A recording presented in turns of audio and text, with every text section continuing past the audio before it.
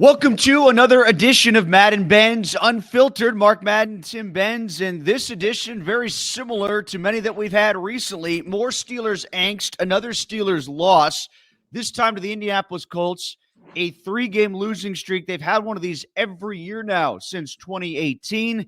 Mark, I think at noon today is when Mike Tomlin's press conference is. Yeah, it's Monday because of the Saturday game again against Cincinnati coming up this weekend. I don't know what to ask. I don't know what he's going to say to try to explain away what's happened 3 weeks in a row now. All of these games we thought 3 weeks ago would be wins. Oh, yeah, we were pegging these guys at 13-4 when they were 7-4, and now they're 7-7.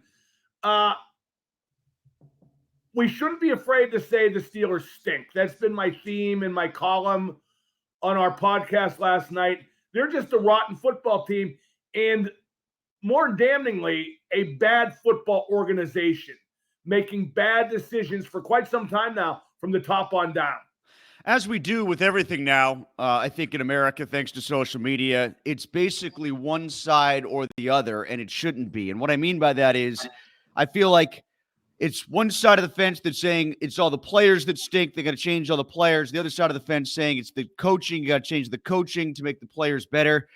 You know, I don't want to side with one or the other, Mark, but I really do get off-put by those who suggest that they just need a different coach to get the message across. And these guys I got told they just needed a different offensive coordinator, and the offense would be fine. And since they fired Matt Canada, they're scoring less points per game. You know, it's not just one thing. It's a bad organization. Art Rooney II has made a number of bad decisions. The people below him who also make decisions, most notably Mike Tomlin and Omar Khan and Andy Weidel, have also made bad decisions. George Pickens made the decision to not block on Jaylen Warren's run against Indy, and so it goes. This is a tough spot for any offensive coordinator who would want to take that job, because I think the outside noise is so much surrounding this position right now that despite the Steelers' reputation of always holding on to coaches, if you're somebody who's about to become an offensive coordinator for the first time and you don't have a good quarterback situation and you think the coach might change after 2024, why would you want this gig? Well, nobody will take it unless Tomlin gets fired or gets a contract extension. You wouldn't take that job amid all that uncertainty.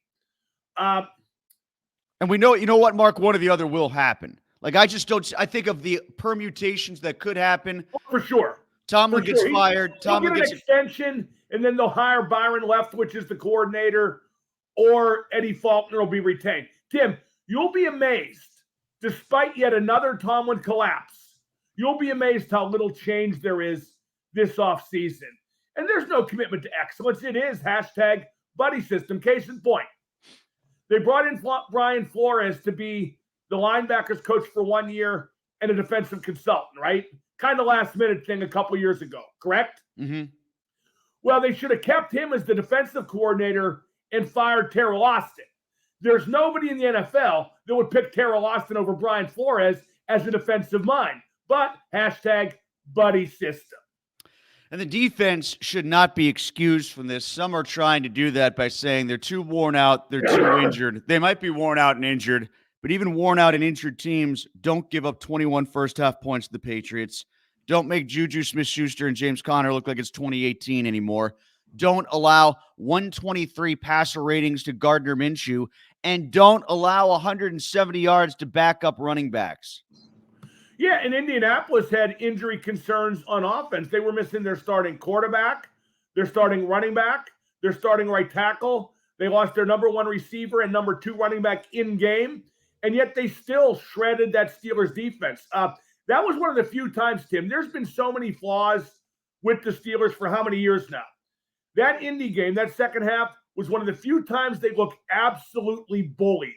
On that drive where the Colts ran 13 straight plays, they were just pushing, running plays, 13 straight plays. They just pushed the Steelers around. Ran the same play, I think, 5 times in a row. That's stuff we used to brag about when the Steelers would do that to opposing teams when they had a 10-point lead in the fourth quarter. But now a 10-point lead in the fourth quarter seems like a fond, fleeting thought that they'll never get to. The Steelers are the league's bitch right now, okay? And make no mistake, The league's laughing about it. The Steelers have always been so arrogant about their way, about how tough they are, about how they play, and now that's all collapsed. You don't think the league is laughing at that? Oh, I do. Yeah, I think the league absolutely is. I think I'm going to everybody make a confession, Tim. I'm laughing at it too. When you said there'll be no change, does that include skipping on the prospect of maybe finding another quarterback in the draft or trying to find somebody in free agency who might be better than Trubisky? My prediction? I think they'll bring in a different backup. That'll be the only change. How threatening of a backup to Pickett will that backup be? Not very. Pickett will start every game next year that he's available for. I could see them trying to give a shot to a legit offensive coordinator that just goes back to the other part of the dance that we brought up. Are they going to be able to attract a different offensive coordinator? And they don't want to. Tim, they don't want to. They want Byron Leftwich, # buddy system. The way this works will not change at all. They will stare in the face of those who think they're outdated, that they need massive change, and just say, nope, we're doing it like daddy and granddaddy.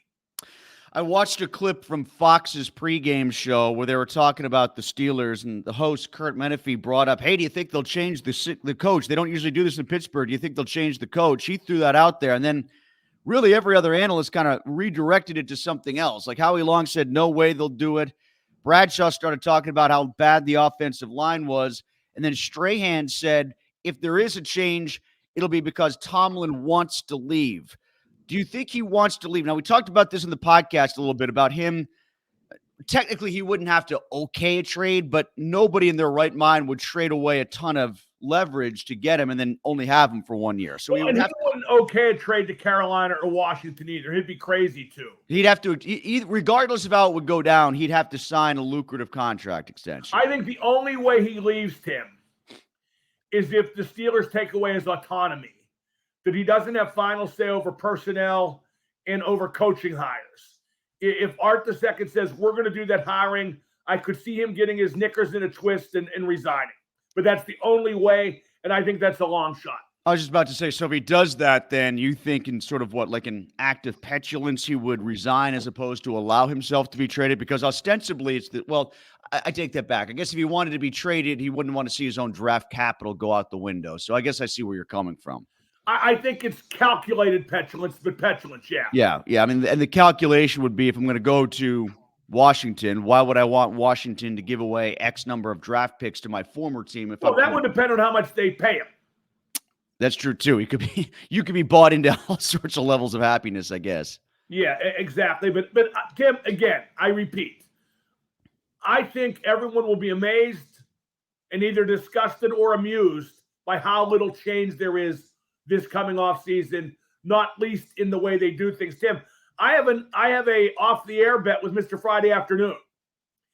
We have bet $100. I have Tomlin as the coach for game 1 next year and Pickett as the quarterback for game 1 next year.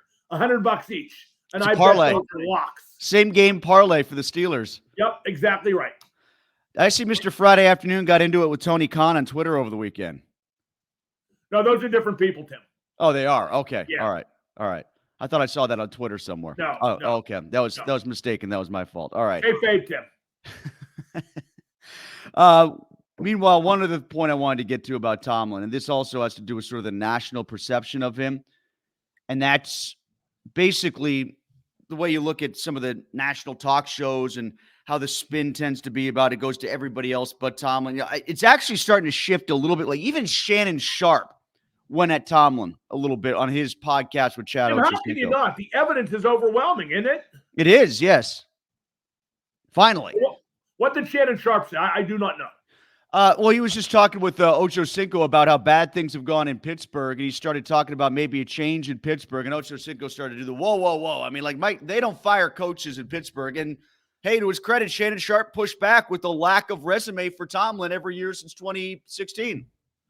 Yeah, I mean, Tim. It's like you said, like, when's the last time the Steelers ever made a playoff run? Every other team in the league, let alone one with any sorts of pedigree for winning, would have long ago fired Tomlin. Long ago.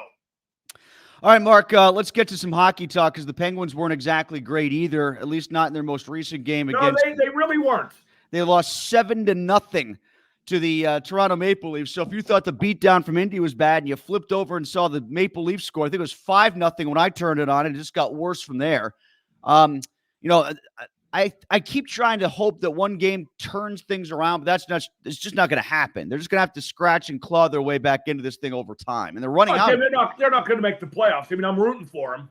They're my favorite team, but they're not making the playoffs. They're just a little bit behind what it takes to make the playoffs. And they're going to be inconsistent, and they don't have more than a handful of forwards that are worth crap. I mean, their group of forwards is so bad, and that's been exacerbated with Gino appearing to hit a wall. Him and Ovi at the same time. How about that? Yeah, exactly. I heard you talk. Was it Pierre you were talking to about Ovechkin and sort of he's not the He only has 5 goals and 2 are empty netters. Yeah, I mean, like you drew the analogy with some like bigger power forwards, and he's not necessarily a power forward that stands in front of the net or anything like that. But yeah, but he's taken a beating. He's given himself a beating with the way he plays. Yeah, especially earlier in his career. I think Gretzky's drugging his borscht. That's we could trace this all back to Wayne Gretzky somehow, right? This is all him. Yeah, to protect the scoring record. Exactly right. I mean, as far as the Penguins go, yeah, I mean, I don't know what Dubas can do or what he should do to try to bolster for right now. You can't ever again, well, for the foreseeable future anyway, for like the next 10 years, trade for help right now. You know what I mean? You can't sacrifice any more future than you already have. If anything, you have to assemble more future, like by trading Gunsel at the trade deadline if they're not in a playoff spot, which they have to do. And that is where this team is moving forward, what they will be if there is rebuilding, that will avail itself with that move at the trade deadline, because you got to do it. Do you think in his first move as GM, first big move, when he got Erik Karlsson, like, was Dubas just tempted by the premise or the theory of the now with the core being here? I mean, like, no, I have a theory on that, actually. You'd have to ask him, needless to say, but I believe great minds do think alike. I think that to get rid of all the contracts he wanted to, the Granlunds and so forth, he had to take on Karlsson in his contract. So that played nicely into the narrative we're still trying to win now, while really allowing him to set the table for the future as well. So the greater move in his mind wasn't even necessarily acquiring the players, getting rid of what he had to get rid of. It was the bigger part of the move in my mind, for sure. That said, they did give up picks, right? So they got to get those back, and that's part of building. They gave up one significant pick, correct? They gave up a first, I believe, yeah. Right? Yeah, but in light of all the cap space you opened up, you had to do it. And I know Karlsson's a big cap hit, but you can trade Karlsson at some point. Yeah, I mean, now that he's here, you can deal him and you can get something else for him. You can get multiple picks for him. Not even what you get for him, but you ditch his cap space. What this deal will end up being at some point, I think, is that you opened up a ton of cap space and got rid of a bunch of contracts in exchange for a first-round draft pick. Mark, you had Marc-Andre Fleury on your show recently since the last time we spoke. The Wild are in town tonight. I think he's going to play. I mean, they have I don't know, though. I don't know. They have back-to-back games. They got Boston on the road tomorrow. Gustafsson's been playing great lately. Ever since they made the coaching change, he's been out of his mind. I think he's got like a 1-something goals against in December. He's won 4 or 5. So we're not guaranteed to see him, but I would think they would play him tonight and then have Gustafsson play against the Bruins tomorrow. I would think so, too. I don't think this is Mark's last visit here as a player anyway. I think he's going to play one more year, and I have no inside knowledge of that. I just heard whispers where I think that's going to happen. Is that the sense you got when you spoke with him one-on-one in your show, too, or did you try to play it even more down the middle than that? No, he played it down the middle. It's just kind of what I hear, though, that he's going to play one more year. All right, Mark, let's get to some comments here, and I know you got to get I think Minnesota not only sees him as a very good number 2 at this point in his career, I think they see him as a irreplaceable influence on Gustafsson. They never overlapped here, right? He was gone. Gustafsson was here after Fleury was gone. If they did, it was probably inconsequential. I'm talking right now. Yeah. I know the best teammate ever. They should put that on his Hall of Fame plaque. He's the best teammate ever. Nobody has ever been more popular. Nobody has ever sacrificed more for the team. Nobody has ever been all about the team. I mean, when Mark got pulled in 17 after beating the Capitals, he had every right to bitch, okay? Because the year before, he'd been replaced because of injury and got back in briefly, but then pulled again. In 17, he won the job back while Murray was injured, got pulled, should have been left in, same circumstance, couldn't be criticized because they won the cup again. But he was not happy, I can tell you that, and never said a word. Great teammate. Let's get some comments because I know you got to go a little early today, Mark. So let's get to Eric, who says, I can't stop laughing at all the Yinzers on Twitter who unleash hatred on Mark because they're so upset their football team sucks. Just because he predicted this, they take aim with an array of insults because their meaningless lives revolve around a crappy football team. Is there all that hatred? I didn't know that. I mean, I've blocked so many people. You know what, Mark? I've been really critical of them. I haven't gotten much blowback because people are so mad at them, and rightfully so. Well, this guy's probably seeing stuff that I'm not anymore, because I blocked all these jamokes. But I'm just mad because Liverpool tied Man United at home yesterday, 0-0. I played them bad, could have gone into first with a win, now 1 point in second. Tomlin is a great coach just because. Paint the barn red, practice in pads, the standard is the standard. He is the master of empty platitudes, isn't he? Yeah, and he sort of talks himself into looking like he's incredibly smart, and people, I think, as a result of that, feel like the team must be the part that's letting him down because what wrong could he do with the way he orates? But to be honest with you, people who see this all the time know that is worn thin. And I think it's maybe starting to resonate nationally now, maybe. Tim, there is no evidence to suggest he's been a good coach after his first 4 years. None whatsoever, except for the weak-ass, never having had a losing season, which is just steeped in real-life mediocrity. Andrew says, Tom was a great coach. I'm sorry, move on. Richard says, expect very minor changes at best for the Steelers this offseason as they are completely adverse to change. Yeah, I agree. I think the changes that you're going to see with them largely going to be cosmetic. And, Bradshaw might be onto something. I mean, they might just have to give up on some of these offensive linemen, make a bunch of changes there and say that's going to be the difference. Yeah, but I'll give you an example of something else they won't change, okay? I talked about this in my column. Kevin Dotson was bad here, right? Yes. Because they moved him from right guard to left guard. And he went to L.A., moved him back to right guard. Now he's real good, right? Yes. And they just don't understand that they effed it up, okay? Now, Broderick Jones is mostly a left tackle, correct? He has been until this year, yes. Right. And they moved him to right tackle because they have to reward the tireless work ethic of Dan Moore Jr. And, boy, isn't he a great Steeler? I mean, he sucks. His video sucks. His advanced metrics suck. But we got to keep it in there because Dan Moore Jr.'s worked so hard. So let's take the stud we traded up to get and move him to a position where he might not be as good at and definitely won't make the same impact because Dan Moore Jr. just worked so hard. Yay, Dan Moore Jr. It is exemplary beyond description of the Steelers' stubbornness and abject stupidity. Frank says, how about Pickens chasing the DB on the interception? Every time I see that, Mark, it gets funnier and funnier. Yeah, Jackety Sacks type stuff. Yeah, when he just runs right by him as fast as he can. Like, where are you going? Like, are you heading on I-70 back home? Well, that was an indictment of Pickens there, too, because, he's 6'3" and a great athlete, right? Yeah. And he's up against a guy who's 6 foot, and the 6 foot guy out-jumped him. He out-battled him for the ball. Oh, no, I was talking about the other play, the one where Trubisky overthrew him. Oh, well, who knows? And then the D-back catches it, runs back the other way, and Pickens just sort of runs by him. Like, didn't make much of an effort to actually tackle him, but then looked like he got in the play by running back into it. And then there was the block, Mark. What about the block he didn't execute at the goal line? David Warren, yeah. Well, Pickens, Deontay, and Najee should no longer be Steelers next year. They clearly don't want to be here, so oblige them. Chad says, total overhaul needed. The players are laughing at Tomlin. No, they're not. They think everything's fine. Some of them are mad at Tomlin, but that's different.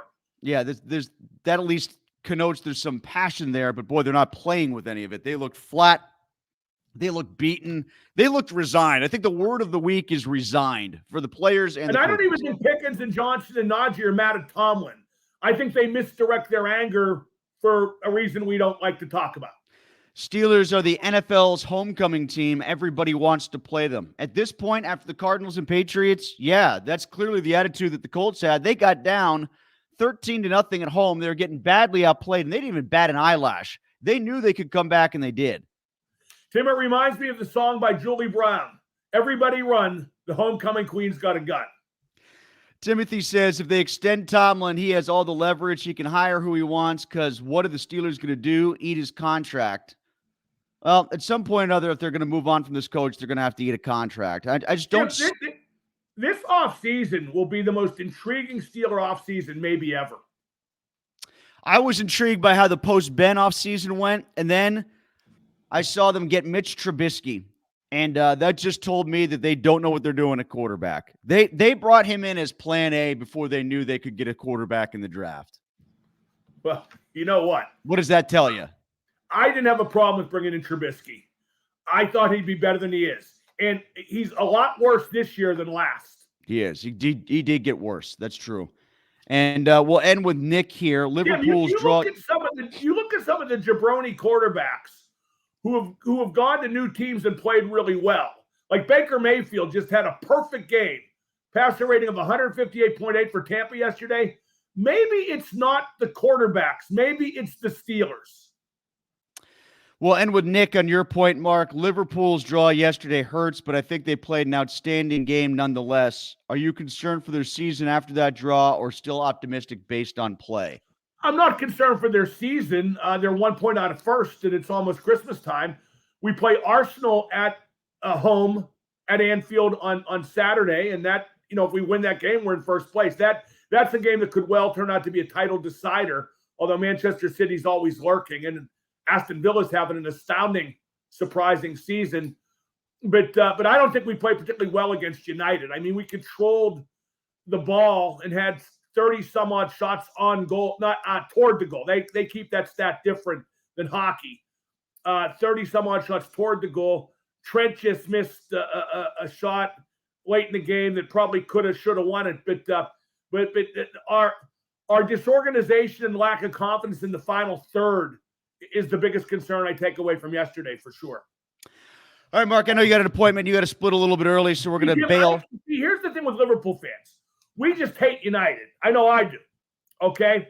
And so whenever we don't get the result we want, don't forget we beat them 7-0 at home last year, okay? We kind of panicked, but it's just a tie against a crappy team that could come back and hurt us, but in and of itself, it's not a disaster. We will be back next week, not on Christmas, but we'll figure out some way to get you Madden Benz Unfiltered. Might be Tuesday. We'll figure it out. Boxing Day? What's that? Yes, we'll do Madden Benz Unfiltered Boxing Day. That's a good call. Boxing Day edition. Burnley on Boxing Day. All right, we'll have that for you coming up next week after the Bengals game. This is Madden Benz Unfiltered.